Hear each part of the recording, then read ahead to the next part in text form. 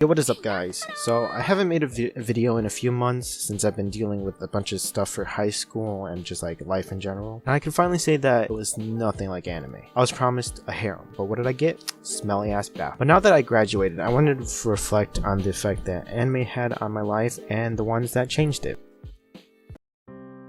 Anime has always been a part of my life for as long as I can remember. It was first introduced to me when I was a small child, when I barely knew the difference from cartoons and anime. The first two I remember were Ponyo and Graveyard of the Fireflies, and the emotions that I felt during those two animes would spark a fire of my passion for anime. This would lead to me watching all sorts of anime, from the basics like Naruto to slice of life like Yuru Camp. But let's talk about the three biggest anime that have changed my life. The beginning of freshman year in high school was pretty dark, since I was pretty much new to the school and didn't really know anyone. All of my previous friends went their separate ways and it was just me by myself. That's when I found Origairu. Origairu is about this loner character, Hachiman, a character who believed himself to be worthless, more worthless than dirt. Hachiman despised everyone for, in his words, for enjoying youth, but most importantly for everyone else putting up a facade. Yet the biggest facade was the one he showed himself. He valued everyone else over himself. He sacrificed everything for others, and yet he belittled himself to no end. Origairu is a very dear anime that I would not be the same person without it. Origairu gave me something that many others have not: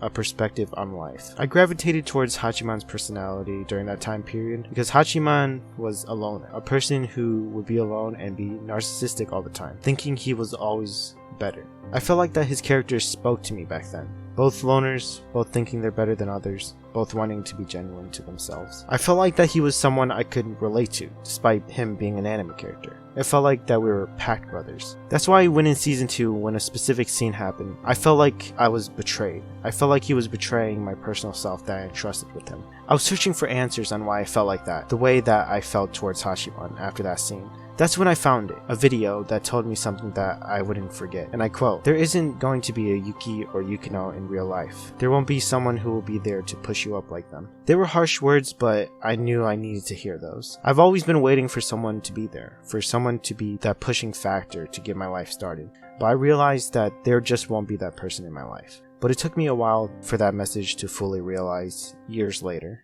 Later on during freshman year, as the height of my Hachiman syndrome realized, I found a similar anime, an anime that dealt with syndromes. Bunny Girl Senpai is similar but also different compared to Origairu. Bunny Girl Senpai is about the main character helping the main girls overcome their anomalies, which go by the name of adolescence syndrome, or known as puberty syndrome. Puberty syndrome is caused by a character going through a traumatic event or some sort of psychological trauma. But the main part I want to talk about is the final arc of the series, the arc of Kaede. In the final few episodes, we learned that Kaede went through a traumatic event, causing her to isolate and create her new persona, the one we knew as Kaede. During the final few episodes, we see Sakata and Kaede putting in great amount of effort to help her recover from her syndrome, even going so far to see her school that she once attended. Throughout all of that, she was able to overcome herself in the end, and regain her memories of her past self. Yet, she lost all the memories that she had during the syndrome. She was no longer the Kaede we knew. She was a new person, a new Kaede. After Sakata realized that she was no longer the Kaede he knew, he ran and ran and ran. He didn't want to accept the loss of a person he knew, the person he took care of and the person he looked after. But he knew that it was wrong for him to want that, to wish upon that his sister lost her memories again. The only thing he could do was scream and cry to the sky. That chore between wanting what you want and wanting what's right made me cry with Sakata. It made me realize how fragile a person really is. That a single moment can change someone, but the biggest thing that affected me was the effort that Kaede put in to change, to grow as a person. I remember promising myself at the time that I would be more outward. I would face forward, and that I would face the challenges ahead of me, no matter how hard. I would do it in honor of Kaede, who did her best despite everything to change. I absolutely cried at the ending of Bunny Girl Senpai, but it gave me the confidence to move forward. I'm grateful for this anime and everything it gave me. Later that year, I started being more proactive in making friends and talking to people. I was finally overcoming my type of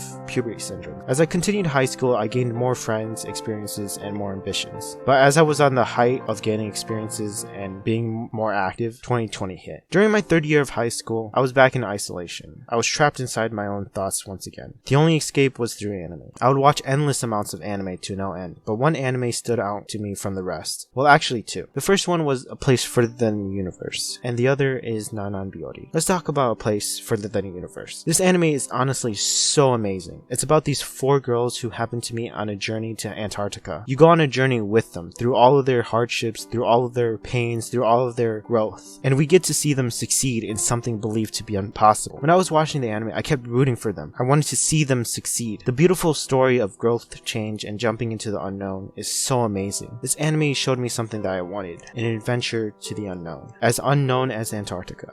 But I didn't know where to start until I saw NonBeauty. NonBeauty is about these 4 girls that live in the countryside of Japan, where they have absolutely nothing to do, so they have to make up stuff, from playing superhero and villain to growing tomatoes. The atmosphere of this anime is unparalleled. It drags you in with sounds, visuals, and characters. The feeling I got from it bursted within me, and I knew that I wanted to do, what I wanted to strive for. So that leads me to where I am writing this story right now. The current me you're watching. I spent the last 2 years learning Japanese and became able to understand most of it, but I still have a long way to go. I overcame many challenges over the past 4 years. Many times I would have given up, but anime taught me to keep going. Anime is something special to me. It inspired my growth, inspired so many things I wouldn't have done without it. Like during the summer of 2021, I watched Haikyuu and became obsessed with volleyball. So much so, I got my friends to play volleyball during summer. Another example was that how I became obsessed with Dr. Stone, that I actually was thinking of becoming a rocket scientist at one point. Anime influenced every aspect, even the ones I can't see.